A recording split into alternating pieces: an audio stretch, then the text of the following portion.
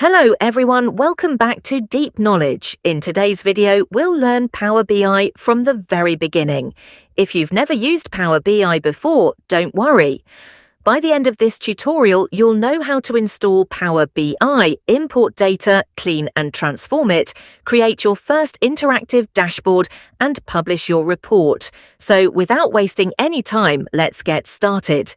Step 1. Install Power BI Desktop. The first thing we need is Power BI Desktop. Power BI Desktop is completely free and is the main software used to create reports and dashboards. Simply open the Microsoft Store on your Windows computer, search for Power BI Desktop, and install it. You may also notice another application called Power BI Report Builder, but for beginners we will use Power BI Desktop. Once the installation is complete, open the application. Step 2. Understanding the home screen. When Power BI opens for the first time, you'll see the home screen. From here, you can create a blank report, connect to Excel, connect to SQL Server, connect to cloud services, and open previous reports. For this tutorial, we'll create a blank report. Click on Blank Report to continue. Step 3. Import Excel data now. It's time to import our data. Go to the Home tab and click Get Data. Select Excel Workbook, browse to your Excel file, and open it. The Navigator window will appear. Here, Power BI displays all sheets available inside your workbook. You can preview the data before importing it. Select the sheets you want to use. Now you'll notice two options: Load and Transform Data. If you click Load, Power BI imports the data exactly as it is. If you click Transform Data, you'll open the Power Query Editor, where you can clean and prepare the data before building reports. We'll choose Transform Data. Step 4. Clean the data. Now we're inside the Power Query Editor. On the left side, you'll see all imported tables. Let's clean our data. If there's any unnecessary column, simply right-click it and choose Remove. Remember, removing a column here does not delete it from the original Excel file. It only removes it from Power BI. Next, always check whether the data types are correct. For example, dates should be date, numbers should be whole number or decimal, text should remain text. If any data type is incorrect, simply click the icon beside the column name and choose the correct type. On the right side, you'll notice Applied Steps. This keeps a record of every transformation you've performed.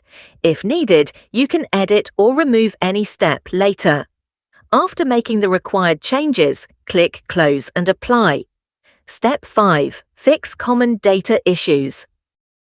Sometimes Power BI doesn't recognize headers correctly.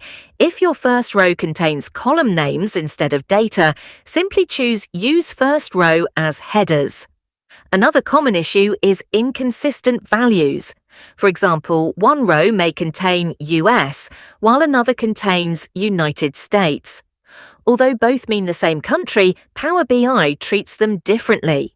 To solve this, right-click the column and select Replace Values. Replace US with United States. Now your data is standardized and ready for analysis. Again, click Close and Apply. Step 6. Understanding the data model. Next, we'll move to the model view. Here you'll see all imported tables. Power BI often detects relationships automatically.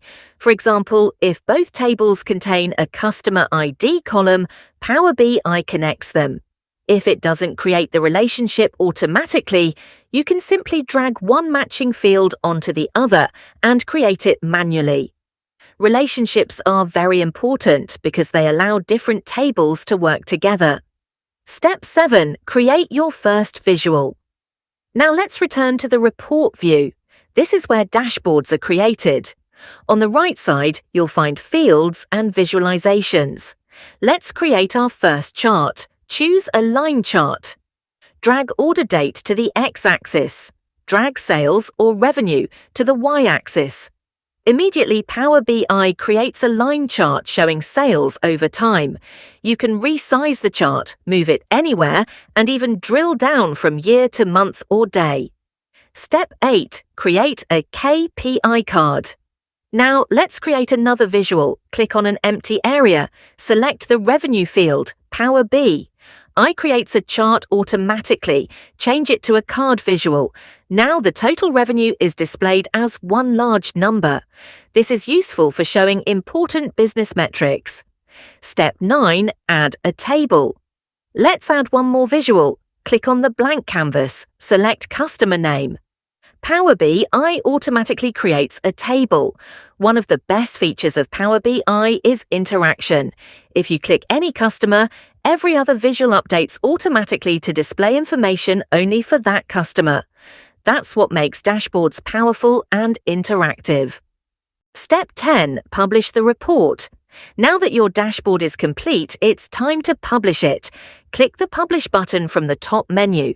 Save your report, choose your workspace, and Power BI. I will upload it to the Power BI service. From there, you can share your reports with others, export them as PDF, PowerPoint, or Excel files, and even embed them on a website. You've successfully created your first Power BI report from start to finish. If you'd like to continue learning Power BI, here are a few excellent resources. Microsoft Learn offers free learning paths created by Microsoft. DataCamp provides hands-on courses and real-world practice projects. Microsoft Documentation is a great place to explore official guides and advanced features. Keep practicing, build more dashboards, and try working with different datasets. The more you practice, the more confident you'll become. If this video helped you, please like, share, and subscribe to Deep Knowledge for more easy-to-follow tutorials. Thank you for watching, and I'll see you in the next video.